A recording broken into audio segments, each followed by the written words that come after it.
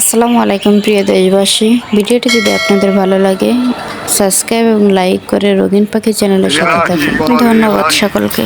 আমরা গুনাহগার নাফরমান আর আপনি হলেন গফুরুর রহিম। আপনি হলেন ক্ষমাকারী, আপনি হলেন রহমানুর রহিম, দয়ার সাগর মাওলা। আপনি এমন দয়ার সাগর যে ফেরাউন আপনার বিরোধী এবং একমাত্র শত্রু, সে নিজেই খোদাই দাবি করে সেই ফেরাউনের কাছে যখন মুসা নবীকে আপনি পাঠাইলেন, মুসা এবং ঈসাকে বলে দিলেন, হে মুসা, তার সাথে তুমি রূঢ় ব্যবহার করো না, তার সাথে শান্তির ভাবে আলাপ করে ও মাওলা। আপনি তার প্রতি এমন দয়াল মালিক, আর যারা নাকি আপনার দরবারের ভিখারি, যারা আপনার পথে চলা তো কৌশিক করতেছে মাওলা, আপনি তাদের প্রতি কত দয়াল হবে তার কোনো ইচ্ছা নাই।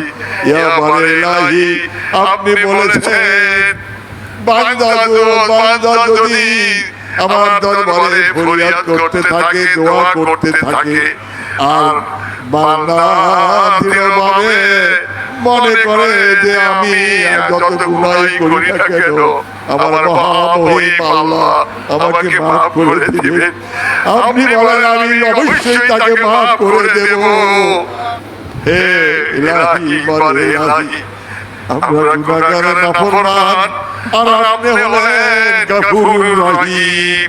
আপনি হলেন ক্ষমাকারী, আপনি হলেন রহমানুর রহিম, দয়ার সাগর মাওলা। আপনি এমন দয়ার সাগর যে ফেরাউন আপনার বিরোধী এবং একমাত্র শত্রু, সে নিজেই খোদাই দাবি করে সেই ফেরাউনের কাছে যখন মুসা নবীকে আপনি পাঠাইলেন, মুসা এবং ঈসাকে বলে দিলেন, হে মুসা, তার সাথে তুমি রূঢ় ব্যবহার করো না, তার সাথে শান্তির ভাবে আলাপ করে ও মাওলা। আপনি তার প্রতি এমন দয়াল মালিক, আর যারা নাকি আপনার দরবারের ভিখারি, যারা আপনার পথে চলা তো কৌশিক করতেছে মাওলা, আপনি তাদের প্রতি কত দয়াল হবে তার কোনো ইচ্ছা নাই।